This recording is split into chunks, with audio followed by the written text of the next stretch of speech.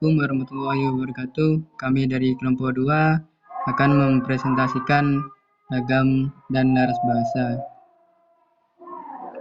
Yang presentasi pertama akan dipimpin oleh saya sendiri, dan yang presentasi kedua oleh Muhammad Faisal, dan yang presentasi ketiga yaitu Denny Pandu Pratama, dan yang keempat Akbar Fitrah Maulana. Ragam bahasa. Variasi bahasa yang terbentuk karena pemakaian bahasa. Pemakaian bahasa dibedakan berdasarkan media yang digunakan, topik pembicaraan, dan sikap pembicaranya. Ragam bahasa perlu memperhatikan situasi yang dihadapi, permasalahan yang hendak disampaikan, latar belakang pendengar atau pembaca yang dituju, medium atau sarana bahasa yang digunakan.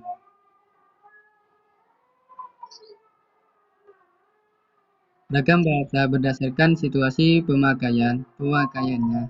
Ragam bahasa formal dan ragam bahasa formal, dan ragam bahasa non-formal.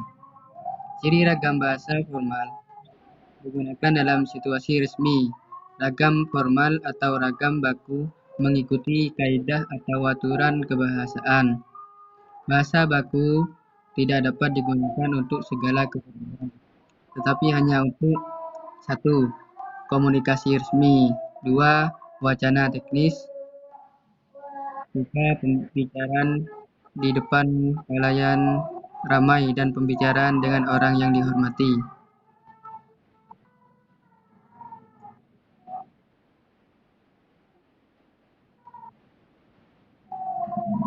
Dan yang presentasi kedua dilanjutkan oleh Muhammad Faisal. Ciri ragam bahasa formal digunakan dalam situasi resmi. Ragam formal atau ragam baku mengikuti kaidah atau aturan kebahasaan. Bahasa baku tidak dapat digunakan untuk segala keperluan, tetapi hanya untuk 1. Komunikasi resmi, 2. Wacana teknis, 3. Pembicaraan di depan khalayak ramai, dan pembicaraan dengan orang yang dihormati. Ciri ragam bahasa formal: kemantapan dinamis, penggunaan fungsi-fungsi gramatikal secara konsisten dan eksplisit, penggunaan bentukan kata secara lengkap dan tidak disingkat, penggunaan imbuhan secara eksplisit dan konsisten, penggunaan ejaan yang baku dan lafal yang baku. Ciri ragam bahasa semi-formal mengikuti kaidah dan aturan yang tetap tetapi tidak secara konsisten dilakukan pada saat tertentu.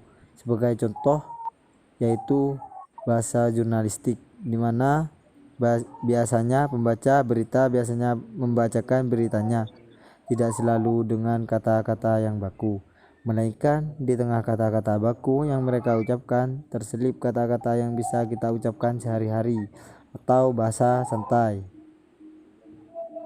Ciri ragam bahasa non-formal: pokok masalah yang sedang dibahas, hubungan antara pembicara dan pendengar, medium bahasa yang digunakan lisan atau tulis, area atau lingkungan pembicaraan terjadi, dan situasi ketika pembicaraan berlangsung.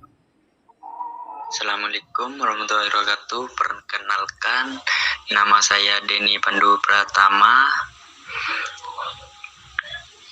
dari kelas 1.3. Saya akan menjelaskan pembedaan ragam bahasa formal, semi formal, dan non formal.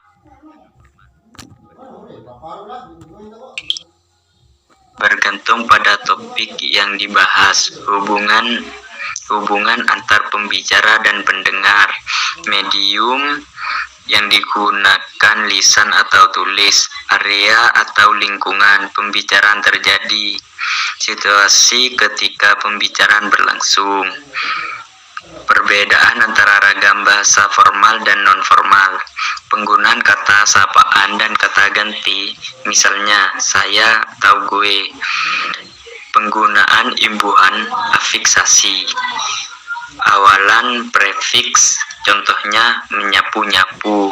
Akhiran sufiks, contohnya laporan-laporin.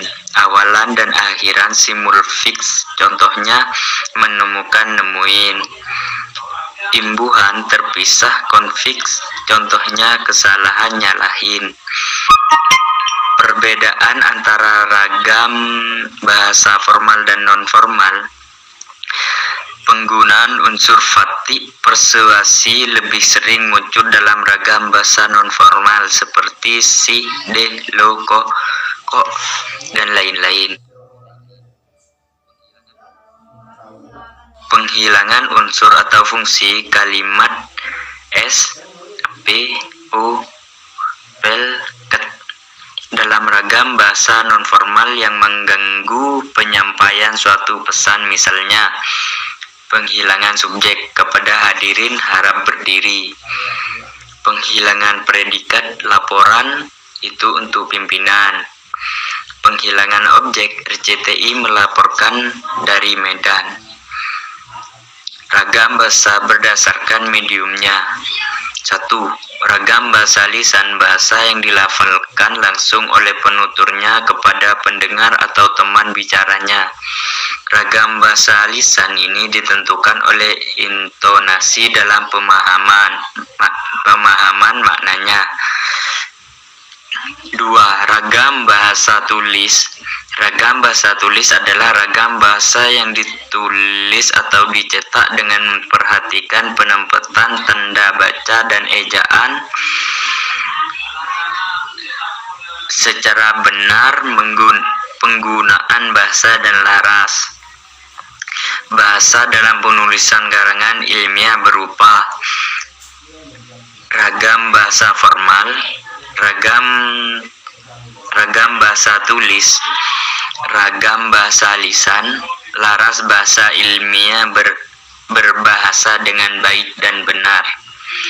Selanjutnya akan dijelaskan oleh Akbar. Laras bahasa. Laras bahasa adalah kesesuaian antara bahasa dan fungsi pemakaiannya. Ciri khas laras bahasa ilmiah: 1. Menggunakan bahasa kosakata dan berbentukan kata, penyusunan frasa, klausa, dan kalimat, penggunaan istilah, pembentukan paragraf, penampilan hal teknis, penampilan kekhasan dalam wacana. Contoh, laras bahasa ekonomi memiliki 1. Sublaras bahasa manajemen, sublaras akuntansi, sublaras asuransi, dan sublaras perpajakan. Baik, mungkin itu yang bisa kami presentasikan. Kurang lebihnya mohon maaf. Dengan diakhiri, Assalamualaikum warahmatullahi wabarakatuh.